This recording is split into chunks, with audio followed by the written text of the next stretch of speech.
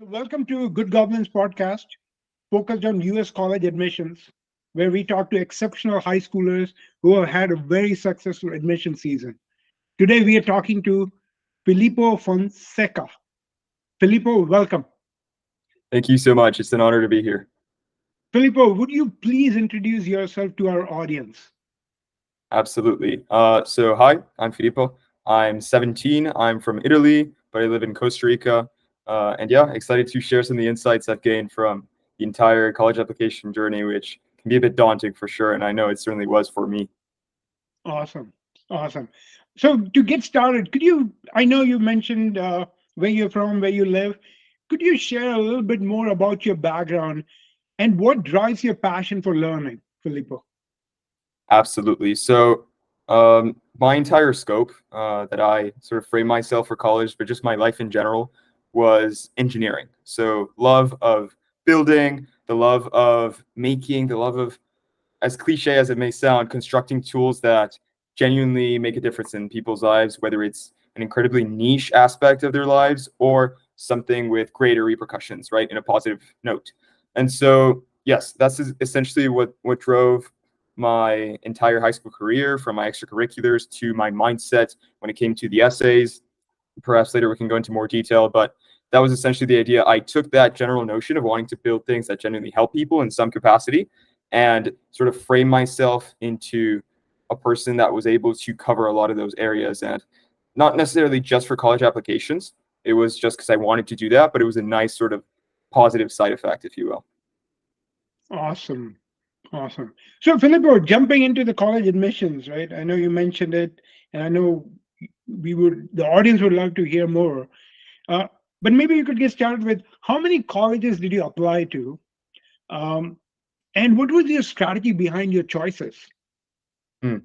Excellent question. So my strategy is a bit peculiar. So what I did was I went into it with the mentality, at least for the US colleges, that I wasn't going to apply to any safeties slash more target schools. And the reasoning for that was very specific to my case. I actually don't recommend it because I'd already gotten into a few universities in Europe that are less holistic. It's more purely based on grades. I knew I met their offers, and so I could just full send it with the US and apply to as many top schools as possible, knowing that I had a good chance. But at the same time, I had a backup in Europe. So that was my idea. I applied to, I think it was 19 in total, 13 in the US, five in the UK, and one in the Netherlands as well.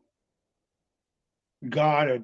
And then I know a lot of, so in US, I'm sure you know this, more than 1 million international students come in, right, to get educated in US colleges. So there are lots of students like yourself. So perhaps you could share a bit more about your timing strategy, because you said 19 colleges, 13 in US, 6 in UK, and one in Netherlands. So was there basically a cadence of these applications that you uh, kind of sequence so that you could really focus on reach schools in US? Absolutely. So beginning senior year, like in August and September, I applied to all of my UK and Netherlands schools. A few of them got back to me beforehand, so that's why I had that safety net. And so then for the early action slash early decision cycle for the US ones, I was able to do one, which was Harvard. I got deferred, restrictive early action from Harvard. And once I got deferred, I locked in the following 3 weeks or so on purely focusing on, okay, let me play the numbers game. How many of these reach schools can I feasibly get done in this time? And at the same time, ensure these are schools where I see myself succeeding at. Because you don't want to necessarily just throw everything at the wall and see what sticks. But at the same time, you kind of do, because mathematically it makes sense, right? Uh, you know, for example, I know people who got waitlisted or rejected from perhaps traditionally less selective colleges, like Tufts, for example, but they got into Harvard or Princeton. Similar thing happened to me, etc. So you really never know the fit that you may be for a college, as much research as you may do. Perhaps this year they're not looking for someone like you. And so you really want to play that game of maximizing your chances to the best of your ability, right? But not full sending it blindly as well. You must have a structured plan and strategy and really make sure you're just on top of things. What I did was have a Google Sheets that just tracked, okay, how many essays per college, my progress per essay, etc., and just trying to treat it like a game. I saw it more so as I'm a scientist and this is my experiment. Let me tinker with it and see what happens, and I'll keep iterating until I'm able to go to the college that'll make me happiest. That's fantastic. You mentioned Harvard. How many you applied to 13 colleges? How many colleges accepted you, given that you're focused on reach? Yes. So let's see here. So out of the 13 that I applied to in the US, I got into Yale, Columbia, Brown, Vanderbilt, Rice, and yeah, that seems to be the ones for the US. So I got into 5 out of the 13 in the US. That's fantastic. Thank And I mean, you. you picked Yale. I did. I picked Yale. I'm representing with the merchandise. But yes, I did pick Yale at the end of the day. It was a very tough decision, as you can expect. I was incredibly blessed to be put in that position. I realize it's not something that comes often. Part of it is, I guess, is a testament to the work that I put in, but at the same time, I do consider myself incredibly lucky because I've seen people with very, very similar profiles to me get rejected from all these schools purely based off of chance and because it didn't go their way that time.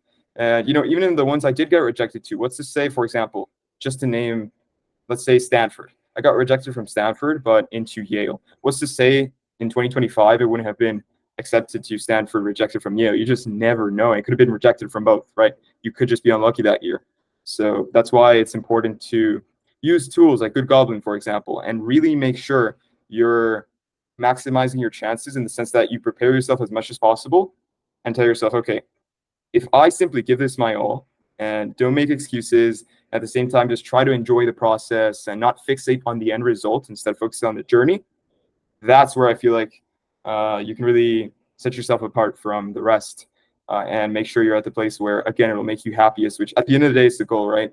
It's not about getting into that Ivy League school, that tier 1 school and saying, yes, I beat everybody. No, it's about trying to make a positive difference in the world through this whole process. And so finding a way to enjoy it is part of it. And at least in part, I feel like that was a key to the success that I had this year as well.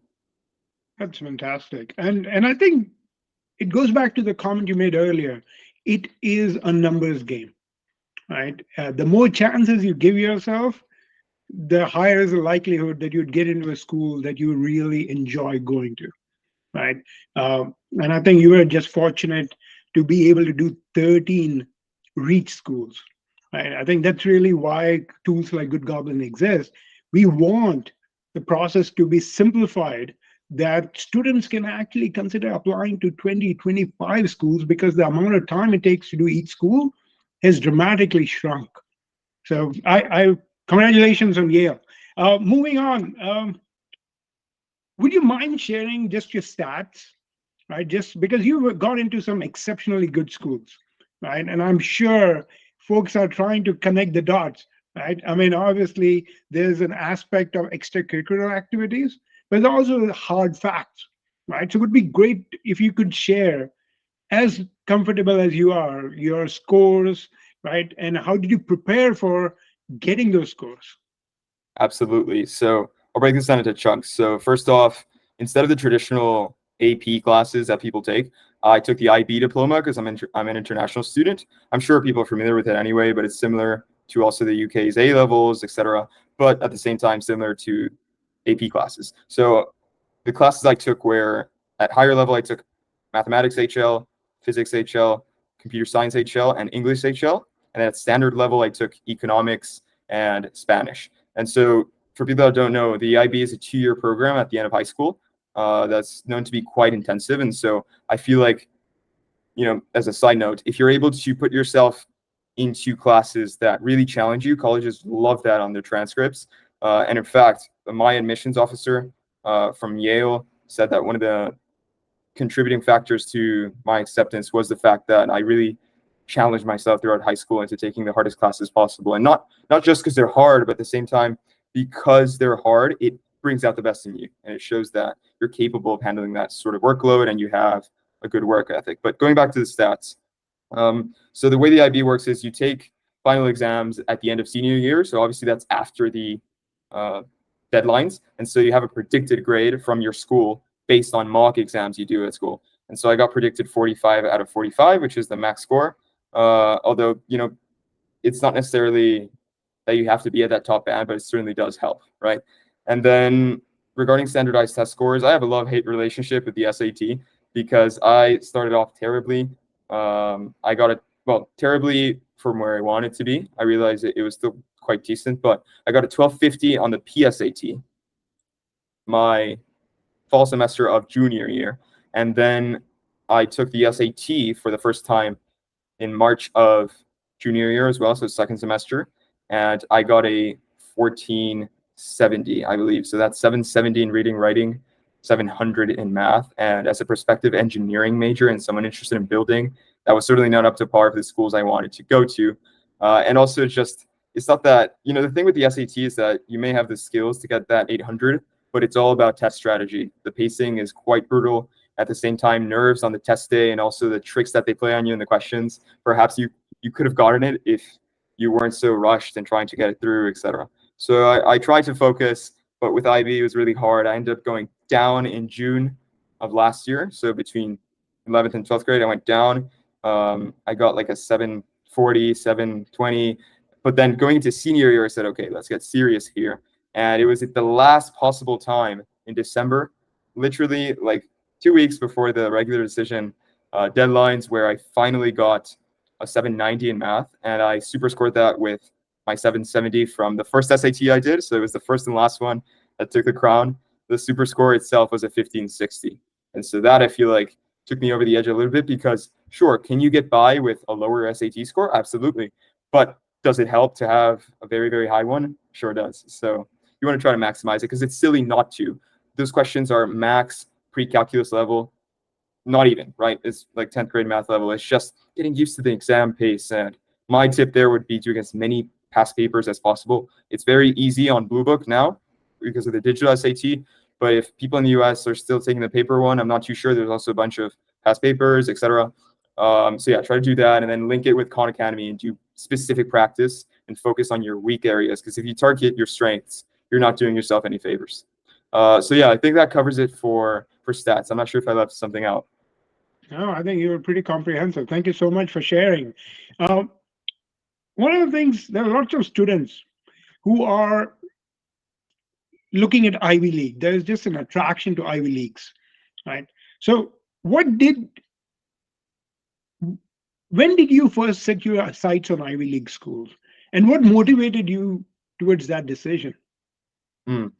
So I guess it's always sort of been in the back of my mind from as long as I've been cognizant of the fact that, college was the thing I wanted to do. So I guess like 7th, 8th grade, it was like, yeah, it'd be cool to go to like Harvard or MIT one day. But I guess I really, really, really started dialing in when I entered 11th grade. I said, okay, now it's time to really lock in. Although, I guess to my credit, and, I think this is a very important part of this step, is try not to fixate on that end school and more so on the process and putting yourself in the position to even consider when you get to senior year hitting that submit button for all these Ivies and tier 1 equivalent schools. Because if you haven't essentially framed yourself over years and years under the notion that you've worked hard and you put yourself in the position to do it, it's not going to be useful if you set your sights on Harvard, MIT, Yale, Stanford, Princeton, and whatnot. And so, yeah, I guess I was always doing things, and I knew, okay, if my tech startups don't raise 100 million in capital, which obviously, was a stretch, I know I'm doing enough where I can put myself in the position to go to these schools come senior year. So that was sort of my mentality, even entering high school. It was always in the back of my mind. And you just want to ensure that it's part of your lifestyle. Got To a it. healthy point of view. Absolutely. And you mentioned entrepreneurship. You took entrepreneurship as an elective in 9th grade. How many startups have you launched since then? And what inspired you to start them? That's not an easy path. Absolutely. So let's see. I think I've always had an interest in business. My dad is an entrepreneur himself. He's had a company for over 25 years in the international travel space. But I've always loved the concept that you can blend entrepreneurship with tech and building, because I love engineering.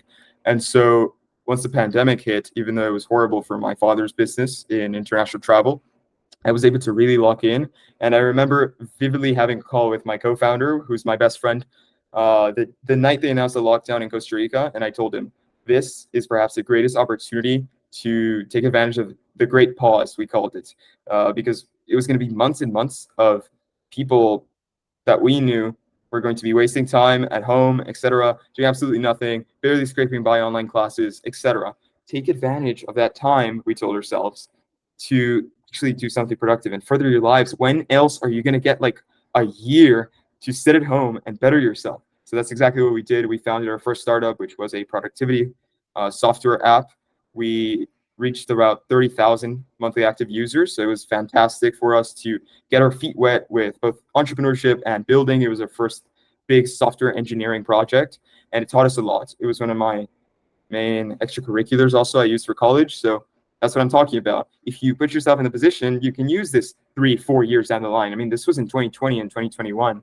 I wasn't really thinking, oh, yes, I'm going to found this tech startup to go to Harvard or Yale. No, it was, let me do this because I'm passionate about it, but I'll dedicate essentially my soul to a healthy extent to this project. And it ended up paying off in the end. And so after that, we migrated to an autonomous drone delivery service, which we used to compete in the World Robot Olympiad.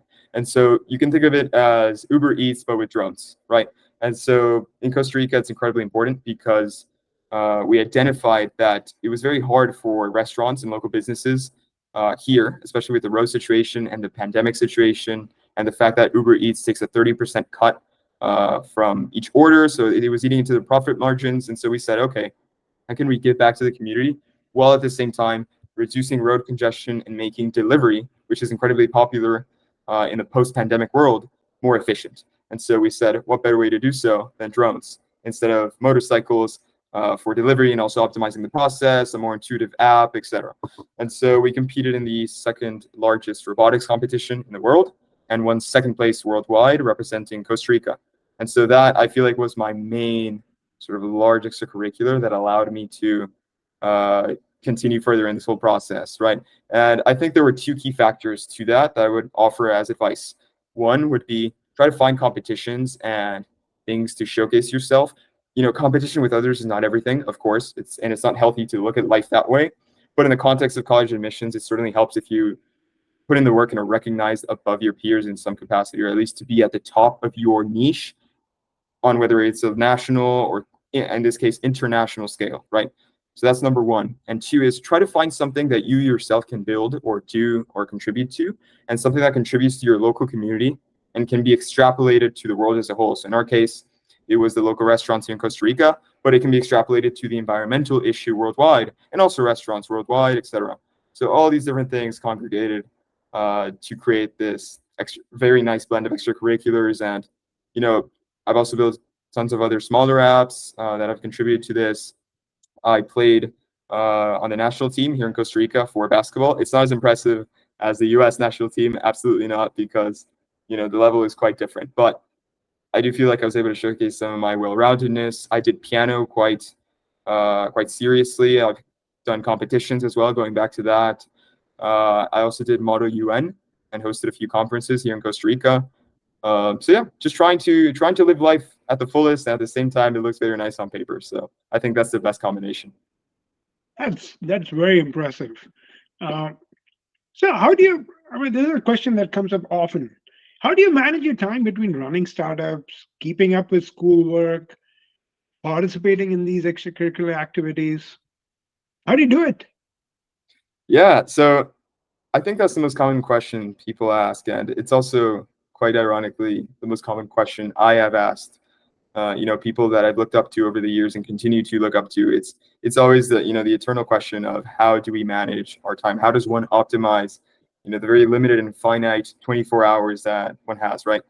And so I think the key to my system was constructing it in a rigid but flexible way. And so I use a system called time blocking, where instead of having a to-do list per se and just getting to them whenever, because let's be honest, that's likely not going to happen, you allocate certain portions of your day to very specific tasks or groups of tasks. So, you know, when I was doing hardcore starting for IB, for example, I would say, okay, non-negotiable when I get home from 4 to 7 p.m. is studying for either math or physics. And so I knew whether I had a homework, whether I had a test, whether I had anything, 4 to 7 p.m. Monday through Thursday, I was doing physics or math because those were my more high yield classes. And that's just an example. You can extrapolate that to the college application season, managing your essays, managing your running schedule. I'm training for a few marathons, over the course of high school. And now I'm in the middle of training for an Ironman 7.3.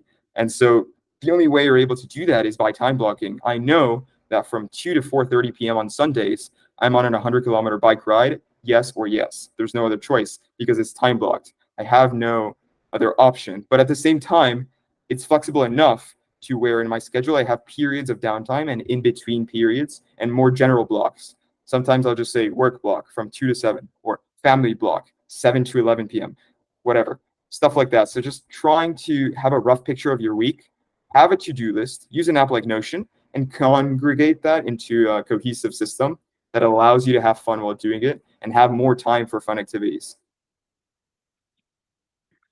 That's great advice.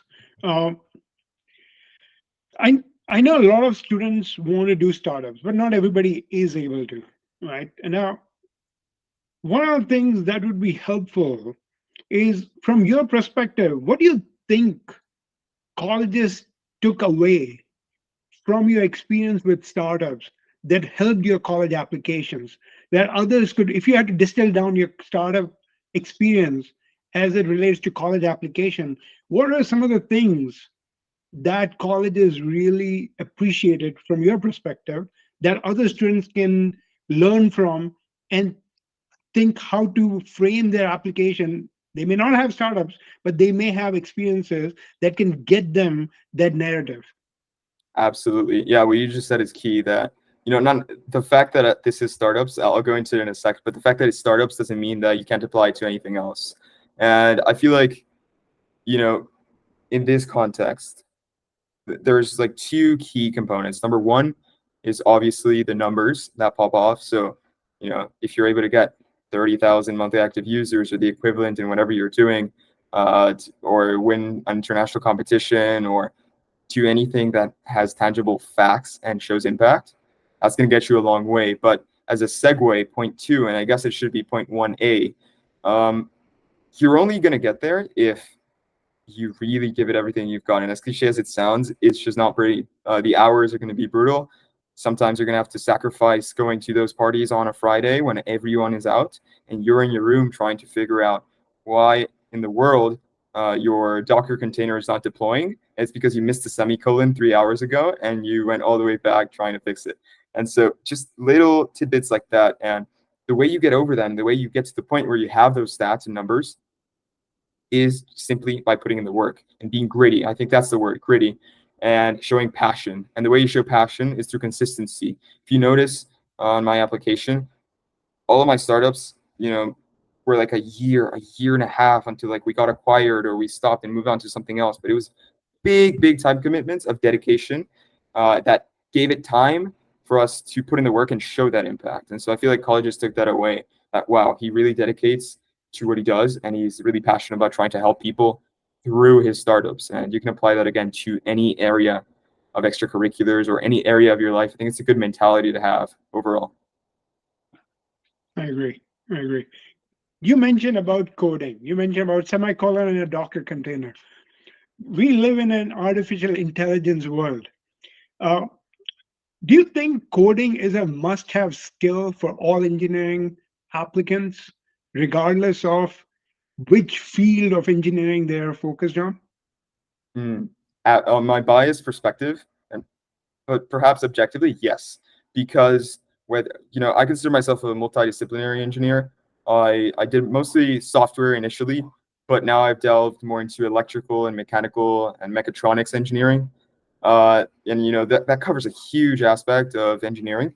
And for all of those, coding is imperative. Obviously for software, because it's just coding, but for all the others, it's so useful. And even something that might not seem too related, like chemical engineering or civil engineering, I bet that you could find ways to, for example, or like bioengineering, to model protein structures, for example, through algorithmic representations. And especially, like you mentioned, the age of AI, it's so important to be able to have these skills, and you can optimize your projects and make them look a lot more impressive and make them a lot more fun for you, and put yourself so much closer to getting the numbers that you need to make them impactful. Whether that's both to influence people's lives in a positive way and have something tangible for your college applications. It's a win-win. So I don't think people will ever regret learning to code. It's a very, very tangible skill, and perhaps the new writing, similar to how writing was in the 1800s, as I can imagine. I think it's going to become that in the next few decades for sure. Great analogy. Uh, so diving into the actual application, Filippo, right? So what was your approach to preparing your essays? What tips would you give? I'm sure you spent a lot of time, right? We created GoodGoblin for that very purpose, right? To help students distill down their narrative so that they can put the best self in front of the admissions committee. What advice would you give based on your experience? So I think you want to, before you even start thinking about what schools, tailoring your supplemental essays and tailoring everything, do the general things and try to do them perhaps the summer before senior year. So try to, the Common App essay, if I'm not mistaken, the prompts are all the same every year. And so, yeah, more or less. And so you're able to at least get a workable draft before senior year. Do that and try, or at least establish a direction of what story you want to tell. You have to understand as an applicant that you're trying to sell yourself, and the way you sell yourself is through storytelling. You have to become a master storyteller of your life. And so how best to do that than to practice incessantly, because you're going to find something that you thought was wonderful. You read it again 4 days later and you're like, what was I thinking? Or you show it to someone else and they just really don't like it. And so you just never know. And that's how you get better at it. And at the same time, watch as many YouTube videos as you can. Use a platform that, emphasizes simplicity in its design, like GoodGoblin, for example, and try to find a way to demonstrate your impact through numbers and through a very concise framework. Because the Common App, there's 10 activities max. That's already a stretch for most people. And then within that, you only get a few characters per thing, and it's a nightmare. And so you really want to make sure you allocate enough time and don't put too much pressure on yourself. And also, if you're doing early action, do not bank on it. As good as your application is, you might get into, like I did, like 5 tier 1 schools later, but get deferred or rejected early action. And so you cannot just do one and wait until late December to start working on your regular decisions. You want to be proactive and take control of your story, because at the end of the day, you got to realize that you're doing this for you. And so that'd be my biggest piece of advice. That's one of the things we have seen. We have a really robust blog series, Filippo, and one of the things that is the most popular are sample essays, right? Folks like yourself who have gotten into exceptionally good schools, how did they approach their common essay, right? Folks want inspiration, and those sample essays give them that. So what was your application essay about? I mean, broad strokes, I'm not obviously looking at the exact essay, but broad stroke, you have so many different things you've done, right? How did you distill it down to, this is what I'm going to talk about in my application essay? Absolutely. So I think people say that they recommend this, but most don't actually do. They just get to writing. But I feel like it was incredibly important to sit down before my senior year, before things got serious with the IB, before things got serious with supplemental essays. When I was doing, for example, my Common App essay, which set the tone for the entirety of the story I wanted to tell, and you want to see the supplemental essays as roots from the or as edges from the root node that is your Common App essay. And so I sat down and made a list of like 5 to 6 of the most important areas or story-worthy areas of my life. And so that's what allowed me to, craft something that I was really happy about, and at the same time have the room to use perhaps some of the other ones in the supplemental essays. And also realizing that, most of them are going to follow the same format. You're going to see a pattern. There's always a why blank school essay. There's always one talking about perhaps what's your major, etc. So look at those and have sort of a base essay and tailor it to that school. Don't copy it exactly because they're never exactly the same, but have sort of a system in place, with your documents where you're able to iterate and keep a meticulous track of your drafts, because you never know. Perhaps you notice through reading them when you're in draft number 9 that draft number 3, this sentence was fantastic. I'm going to grab this and put it into draft number 9 because it was amazing. But you're only able to do that if you have a very documented and meticulous stream of drafts for each supplemental and for the Common App essay. It's all of a process of iteration, if you will. And so you want to be, again, not to sound like broken record, but very meticulous with that. No, that's you have to be disciplined, is what you're saying. And then also common essay, whether it's common essay or coalition essay, that is the main essay. And then everything else that you want to talk about surrounds it, and that's the supplemental essay. But common, that single essay is what you need to get right. Did I capture that right? Yes, I think so. Yeah, it sets a tone for the rest of the essays for sure. Because it's longer, first of all, and then also it's just a more, I feel like, impactful thing. It's like the general one, and then the little notes that stem out of it. So yeah, definitely. So I mean, I understand the extracurricular, I understand the startups. What personal traits did you highlight in your essays? And why did you choose them? That's a great question. I feel like a very overlooked part of the college application process. So I vividly remember in a bunch of my essays, especially schools that really pay attention to that, like Stanford. Stanford, for example, has a notion that they pay attention to intellectual vitality and inherent curiosity. And so luckily for me, I've always been, or at least I consider myself to be, a vehemently curious person. And so I love to read vastly. 3 times per week, I have a 30-minute, speaking of time blocking, non-negotiable learning time where I just allow myself to wonder and read books and watch YouTube videos on cool subjects, or just have interesting discussions with people, listen to podcasts, etc. And so I conveyed a lot of times, sneaking it in very subtly and sometimes more directly, a good mix of both, that I loved to be curious, and that lifelong learning was something that I emphasize in my life and is the lens through which I do my startups, my basketball, my ultra marathon training, everything, right?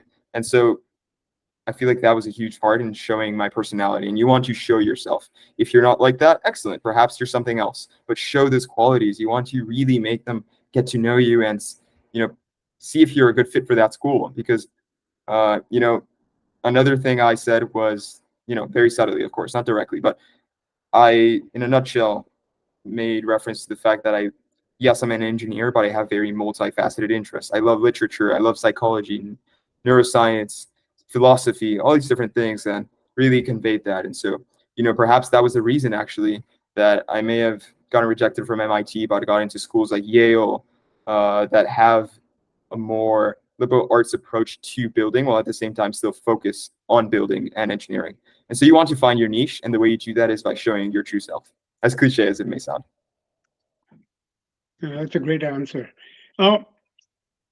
One other aspect that comes up quite often, Filippo, is when you're applying to 20 schools. So one of the things that schools want to know is how much time did you spend learning about the school, learning about what school has to offer, right? The department has to offer.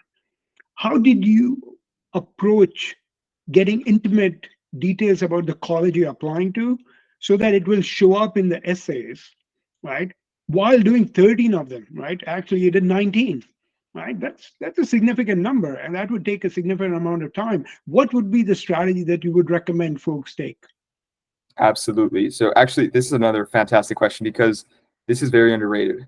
People tend to, sure, you want to do it because you don't want to redo the essays, and you copy paste some portions, etc., per prompt.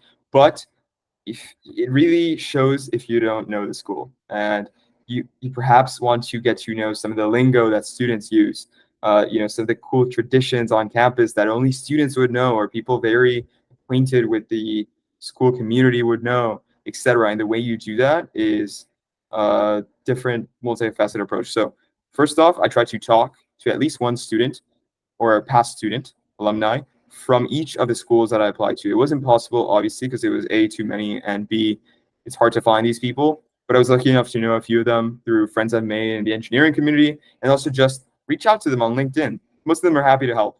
They're pretty busy, but they can always find time. And so I tried to get to know them and perhaps see if they could sneak me some interesting pieces of advice about the school culture, perhaps an inner joke that only they would know, etc. So that's very important. Also, you want to be watching as many day in the life videos as possible under the same lens. You want to be watching, the material the school puts out, the promotional material. Go on the website, just explore, give yourself ample time. And so this is why, again, you want to start very, very early, even though everyone says this. Few people actually do. In fact, I even started a little bit late, but I feel like since 7th grade, I've always sort of been in the habit of occasionally watching day in the life videos of colleges, etc., talking to people in this space through my connections. And so I always had a general sense of what each school was, and I applied to schools that I genuinely knew. And I feel like that translated to the essays where I was able to include those tidbits that really, I feel like at least made the admissions officer either laugh or say, wow, he really knows the school, or he'd be a great fit here. He really seems like he wants to go here. And so that's what you want to do. Just try to be genuine. Don't treat each school like a piece of paper. Like, think about it. This is a tangible place that you could spend the next 4 years going to, and then it's going to shape the bulk of your resume when you're looking for jobs. It's going to shape your identity as a person in a way, because you're always like, yay, go Bulldogs in my case, or etc. Right? And so treat it as a serious affair that it is, but at the same time, enjoy the journey, have fun, and get to know them. That's awesome. And I think one thing that you did not mention, and which comes up quite often, and I've seen lots of students worry about it if they're not able to do it, is actually visiting the school. So what you're saying is, because lots of students are not able to visit every school they want to apply to, or any school. What you're saying is there are lots of ways to get to know about the school, right? Besides visiting them. Visiting would be great, but it doesn't have to be visiting every single school. There are other ways to do it. Would you agree? Absolutely. In fact, for me, it was very difficult because I'm an international student, but I know people in the US as well. The US is a huge country. It's expensive to travel. And sometimes time doesn't allow it, even if you have the means to go. And there's so many schools that you can't possibly go to all. And so, yeah, absolutely. That's awesome. Filippo, thank you so much for taking us through your application journey. Anything that you would want to share that you feel would be helpful to our audience? Absolutely. I think I've mentioned it a few times scattered through the interview, but genuinely enjoy the process because it goes by like this. I'm heading off to New Haven in 3 months to start at Yale, and it feels like the time flew by because, as much as I try to enjoy it, it always goes by fast. So try to enjoy it. This is going to be a time in your life where, as stressful as it may be at times, it brings out the best in you. If you treat the process right, don't cheat it, work hard, but at the same time, have fun. And I always say, take it seriously to where you don't cheat the process, but don't take it seriously enough to where you get bummed out or you get overly stuck in the end result. Try to enjoy those 4-hour essay crafting sessions at night in December, or try to enjoy, perhaps if you're a sophomore, for example, when you're waking up early in the morning to go train for that 5K personal record that you want to set in your track and field competition, or whatever it may be. Dedicate yourself to your craft and realize that it's your life. You're not doing it to impress some college admissions officer. You're doing it for yourself, and at the same time, that's what's going to impress them. Enjoy the process. That's awesome. That's awesome. Thank you, Filippo. We really do appreciate the time. Thank you And so much. you have had a fantastic journey thus far. You're heading to Yale, and we wish you the best as you go to Yale and beyond. Thank Please you come so back. much. It's been a pleasure. All right. Thanks. All right. Awesome. Thank you so much. And again, thank you for inviting me. It was a pleasure to chat, and you had great questions.